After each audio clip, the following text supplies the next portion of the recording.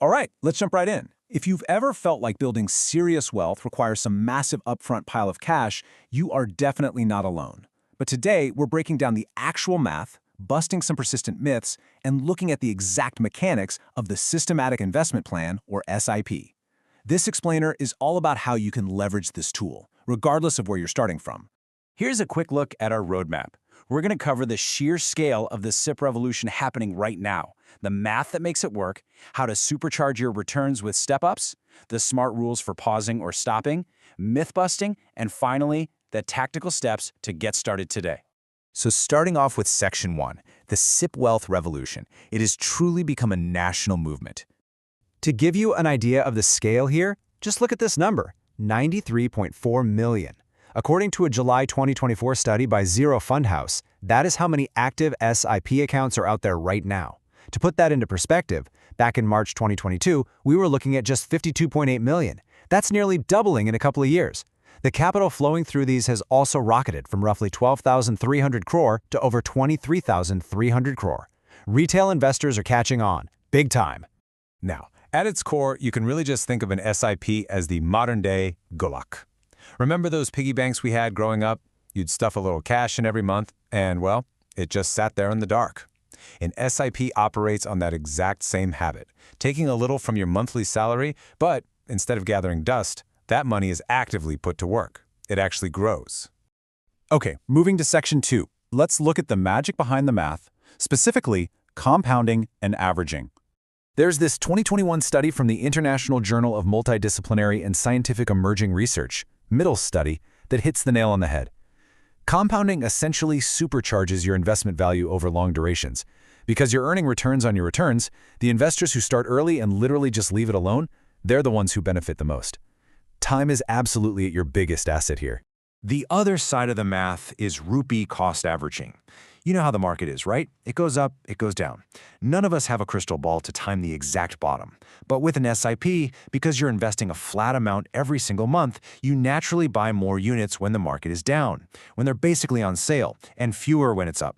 Over time, that completely smooths out your average cost, without you having to stress over market timing at all. And the way compounding accelerates this is honestly mind-blowing. Check out this 22-year rule from one of our source case studies. Based on historical averages, it could take a disciplined investor 22 years of grinding to reach their first 1 crore. But, and here's the crazy part, because your base is now so massive, hitting that second crore takes just 5 more years. The math completely snowballs in those later years. Which brings us to Section 3, supercharging your wealth with step-up SIPs. If consistency is powerful, escalating your contributions is an absolute game changer. Look at this data from the Zerodha study. Say you started a modest 1,000 rupees monthly SIP back in April 2005. By 2024, a standard flat SIP gets you a solid 12.6 lakh. Not bad. But if you just stepped up that contribution by 15% every year, maybe matching your annual salary bump, you're suddenly looking at a 35 lakh rupee corpus. And a 25% annual step up, that shoots you up to an 84.5 lakh rupee. Same exact starting line, wildly different finish line. Let's shift to Section 4, when to pause or stop. Because, you know, life happens. It is completely fine to hit pause on your SIP if you're facing a real emergency, like a job loss or a sudden medical issue. You might also pause if you've hit your target asset allocation or if market valuations are flashing bright red. But, and I cannot stress this enough, never, ever pause just because the market is in a downturn. Honestly, pausing during a crash is one of the worst things you can do because you're missing out on scooping up those units at their absolute cheapest prices. So when should you completely pull the plug? The experts at Finovate have a pretty clear checklist for this. You stop when you've actually hit your financial goal. Makes sense, right? You should also stop if your fund undergoes major fundamental changes. Maybe a new manager comes in who doesn't fit your style, it consistently underperforms its peers, or the fund's core mandate shifts and it suddenly becomes way too risky for you. All right, Section 5, let's bust some common SIP myths and separate fact from fiction. The first big one is this idea that SIPs are some magic bullet that guarantee amazing returns, and that they're only for the stock market. Actually, no. An SIP is literally just a vehicle for investing. It's still subject to market risks, and it definitely doesn't erase volatility. Also, you don't just have to put it in high-risk equities. You can easily set up an SIP in safer debt funds or hybrid funds, whatever matches your own comfort level. Myth number 2. If I start an SIP, I'm locked in forever. This stops so many people from starting. The reality? SIPs offer incredible flexibility. You have complete control to start, pause, or totally stop the investment whenever you want without getting hit with massive penalties. Yes, staying in for the long haul is how you win, but there is absolutely no rigid legal lock-in forcing you to stay.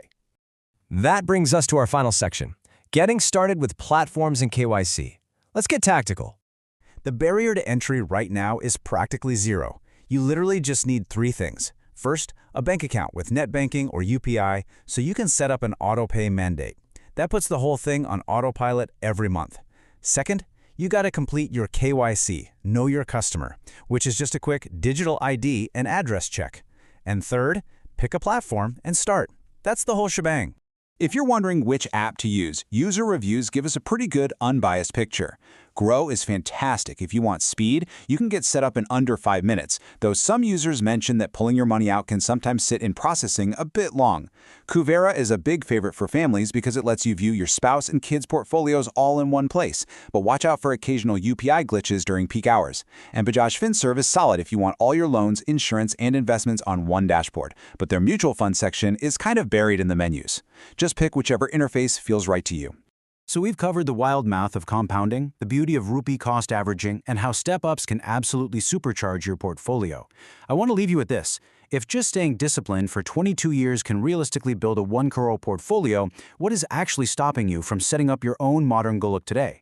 The math is sitting right there, ready to work for you. If you found this breakdown valuable, is video code like, share, and comment Kare, and YouTube channel go subscribe Karain for more deep dives just like this. See you next time.